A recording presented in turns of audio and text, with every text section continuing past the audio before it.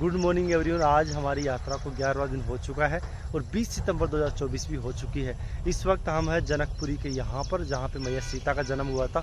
और यहाँ पर मैं आ गया था थोड़ा सा आपको खेतों की सैर करवाने के लिए, बिल्कुल हाईवे के बिल्कुल पास में। जैसा कि देख रहे होंगे उधर की तरफ हाईवे भी है। तो देखो यहाँ पर एक खेत लगे हुए हैं, धान लगे हुए हैं, जहाँ पर चावल की जो खेती होती है वो आप देखो यहाँ पे। और इनमें देखो चावल भी यहाँ पे आ रहे हैं, इनमें देखो, ये देखो ये चावल आ रहे हैं ना। अब ये पक जाएंगे शायद महीना डेढ़ महीने में, तब इनके यहाँ से हटा लेंगे। और कुछ कुछ इन पे धान आ चुका है। ये देखो अब चावल अच्छे तरह से। यहाँ का मौसम देखो कितना शानदार हो रखा है और कितना प्यारा लग रहा है मौसम। दोस्तों इसमें मैंने कोई कलर ग्रेडिंग नहीं की हुई है। और यहाँ पर आप देखोगे ना नज़ारा कितना शानदार यहाँ पे आ रहा है। और इधर ये पास में से एक नहर भी गुजर रही है। तो यहाँ का जो नज़ारा है ना वास्तव में बहुत अद्भुत है। पानी की तो कोई कमी नहीं है, इधर की तरफ पानी की कमी नहीं है। लेकिन नेपाल के अंदर जो मेन सिटी काठमांडू में थे हम, वहाँ पर पानी में कुछ अजीब सी स्मेल देखने को मिली। हो सकता है वहाँ पे कुछ पानी को लंबे समय तक प्रिजर्व रखने के लिए या फिर स्टोर रखने के लिए कुछ मिलाते हो उसमें, ताकि साफ़ सफाई हो जाए, शुद्धता हो उसमें, इस वजह से। और देखो इधर गन्ने के इधर खेत भी है, आगे भी है बहुत सारे। तो बहुत शानदार। अभी तक सूरज उगा नहीं है, देखो कितना गजब का लग रहा है नज़ारा।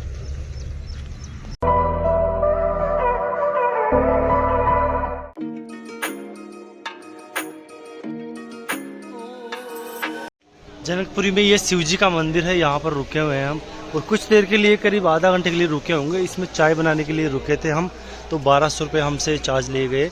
1200 रुपये चाय बनाने के। दोस्तों बहुत महंगा है। नेपाल फिजूल के लेते हैं, मतलब जितना हो सकता है ना कि हम भारतीय लोगों से कितना पैसा निकाल सकते हैं, वो इनकी पहली प्रायोरिटी होती है। और देखो यहाँ पेड़ तो काफ़ी बड़े बड़े हैं, बहुत शानदार। उधर देखो नंदी महाराज भी है, शिव जी का मंदिर है यहाँ पर एक।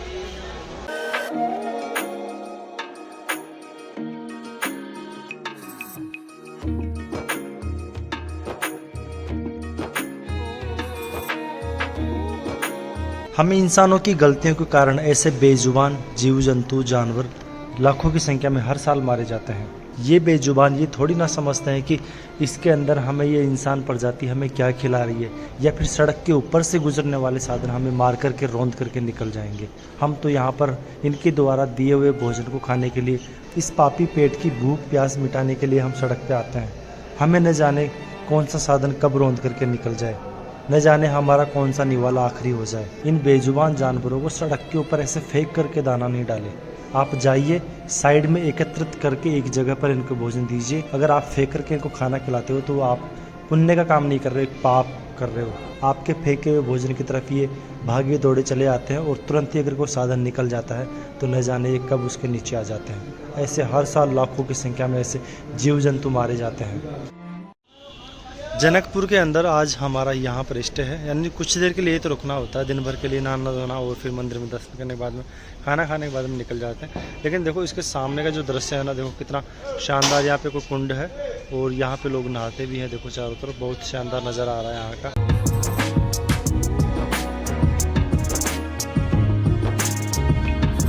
अब हमारी यात्रा की शुरुआत हो चुकी है जनकपुर से। यहाँ से पहला मंदिर हमने देख लिया और भी आगे आने वाले जो मंदिर दिखाएंगे आपको।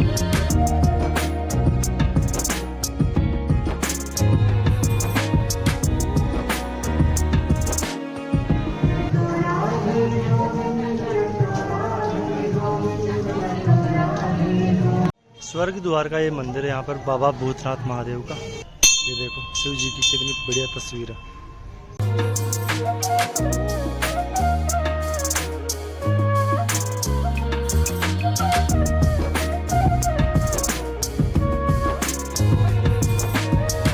जो राजा जनक थे उनकी कुलदेवी राजदेवी का मंदिर है।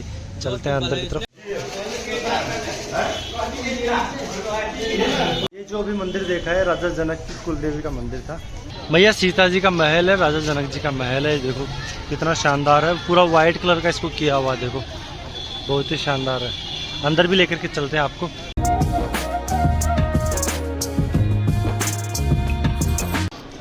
ये इसका अंदर की तरफ परिसर है जो उसमें हम आ चुके हैं। यहाँ पर मैया सीता जी का मंदिर भी है, वो दिखाएंगे आपको। बाकी देखो मंदिर का जो परिसर काफ़ी शानदार है। ये आ चुका है मंदिर।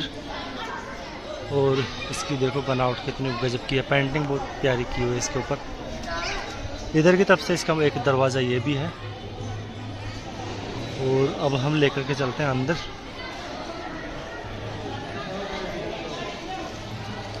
ये भी शानदार है, देखो कितनी तस्वीरें हैं मैया सीता जी के अंदर की तरफ।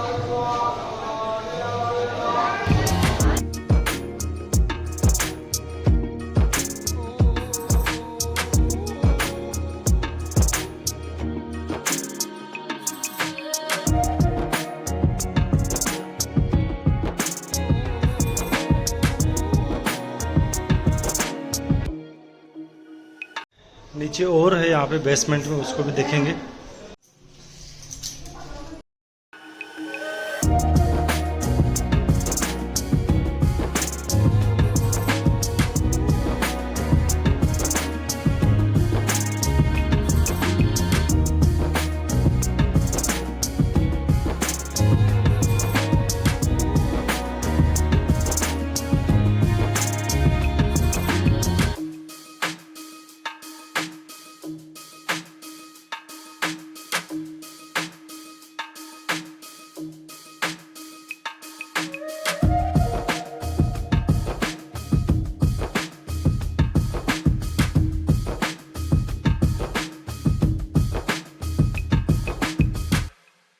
ये श्री राम जानकी विवाह मंडप है, जहाँ पे 7 रुपये टिकट लगता है। बाकी ऐसा कुछ खास नहीं वीडियोग्राफी दिखाई जाती है इसमें।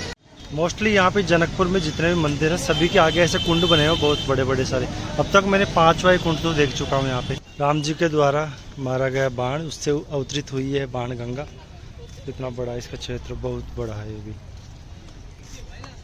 और यहीं पर एक सीता जी का मंदिर भी है।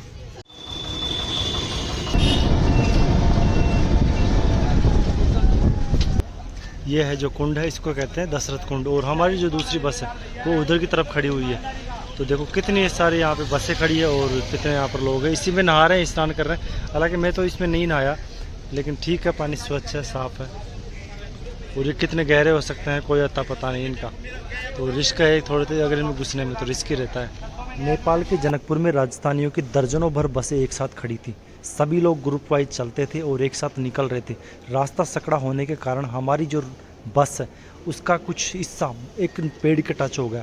उसमें वहाँ स्थानीय जो लोग थे, नेपाली लोग थे, उन्होंने वहाँ पे हंगामा खड़ा कर दिया। उनका एक ही मकसद था कि हमारे पेड़ को तोड़ दिया, जबकि टूटा नहीं था, हल्की सी डाली का टच हुआ था। और उन्होंने कहा कि हमें इसका हर्जाना दो, पैसा दो हमें। उनका मकसद ये होता है कि किसी तरह से बस जो राजस्थानी आते हैं या इंडियंस आते हैं उनसे पैसा निकलवाना। और हम लोग उनसे लड़ाई झगड़ा नहीं करना चाहते। और वहीं पर हमारे साथ में करीब 500 से 800 लोग थे। हम चाहते तो उनको वहीं समेट करके आ सकते थे, इसी तरह से कुछ पैसे दे करके वहाँ से निकल करके आ गए। लेकिन उनके हाथों में हथियार, छुर्रे और लाठियाँ वगैरह इस तरह की थी। उन लोगों को ये नहीं पता कि जिस दिन भारतीय अगर तुम्हारे देश में आना बंद कर देंगे ना तो तुम लोग भूखे मरोगे। क्योंकि नेपाल का अधिकांश हिस्सा पर्यटन के ऊपर ही निर्भर है। हम भारतीय लोग प्यार और सम्मान की भाषा जानते हैं। हम लोग तीर्थ के ऊपर निकले हुए थे कुछ अच्छा करने के लिए, ना कि किसी से विद्रोह करने के लिए। जनकपुर की तरफ से अगर भारत में आप एंट्री करोगे तो ये यहाँ की नेपाल की आखिरी बॉर्डर होगी। और यहाँ पे देखो कुछ लिखा हुआ भी है, पूरे नेपाल की बॉर्डर ये पीछे रह गई है। अब कुछ ही सेकंड्स में हम होंगे इंडिया के अंदर। भारत में तो हमें यमदूत दिखा नहीं, लेकिन ये भाई आ चुका है यहाँ पे नेपाल के अंदर। यमदूत देखो कितना बढ़िया तरीके से इसके ऊपर सवारी कर रहा है ये। बढ़िया लग रहे हो भाई ड्राइवर साहब। इस बस को छोड़ करके अब आप इसकी सवारी करने लगे हैं। सही है, सही। आगे तक पहुँचाओ इसको, इसके गंतव्य स्थान तक पहुँचाया जाए इसको। नेपाल की बॉर्डर को क्रॉस कर लिया है हमने। इसके बाद में हम सीधा यहाँ से बिहार में जाएंगे और गया जी जो स्थान है वहाँ पर रुकेंगे। 3 दिन तक वहाँ पे कुछ पिंडदान के कार्य होते हैं जो हमारे बड़े बुजुर्ग भी करवाते आए हैं। और हमें भी भली बात एक तरीके से उनको करवाने होंगे, बिल्कुल अच्छे तरीके से उनको संपन्न करवाने होंगे। तो उसमें 3 दिन का टाइम लग जाता है, तो 3 दिन तक वहीं पे रुकेंगे। अब सभी यात्री अगर एक एक उतरते हैं तो काफ़ी टाइम लगता है, तो इसलिए पुलिस वाला यहीं अंदर ही आ गया और अंदर ही चेक कर रहा सबका आधार कार्ड। तो भारत और नेपाल की जो बॉर्डर की सीमा थी वो जस्ट मेरे पीछे रह गई है। और यहाँ का ये मार्केट है, तो यहाँ पर आ गए थे हम। देखते हैं यहाँ का जो मार्केट है, जहाँ से हमने एंट्री ली थी वहाँ पर इतनी भीड़ नहीं थी, लेकिन यहाँ पर एंट्री के समय में और एग्जिट के समय में भीड़ ज़्यादा है। कुछ ऐसी बसें भी है जो रेगुलर हमेशा नेपाल और भारत के अंदर चलती है। इस पे लिखा हुआ नेपाल भारत मैत्री बस सेवा। देखो ये बस रोज नेपाल जाती है और रोज भारत आती है। नेपाल से सीधा बिहार आ गए हैं, जो सीतामढ़ी एक जिला है वहाँ पर, और उसके माध्यम से एंट्री ले रहे हैं वहाँ बॉर्डर से। जैसे ही हम नेपाल से भारत के अंदर प्रवेश किया, देखो ये पॉजिटिव वाइब्स आने लगी इंडिया की तरफ की। मार्केट देख लीजिए, पूरा भारत के जैसा हो गया है, पूरा भारत का ही। और यहाँ पे देखो लिखा हुआ मुजफ्फर, सीतागढ़ी, चकिया, जनकपुर सब।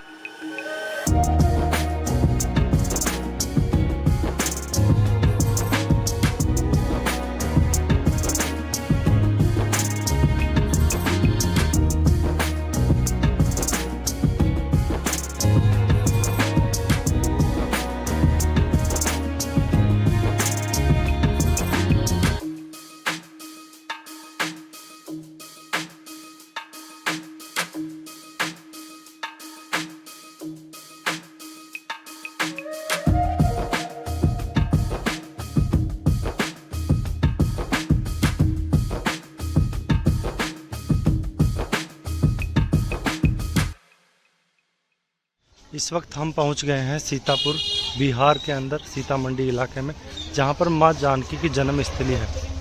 और ये मंदिर है यहाँ पर मां सीता जी का, मां जानकी जी का।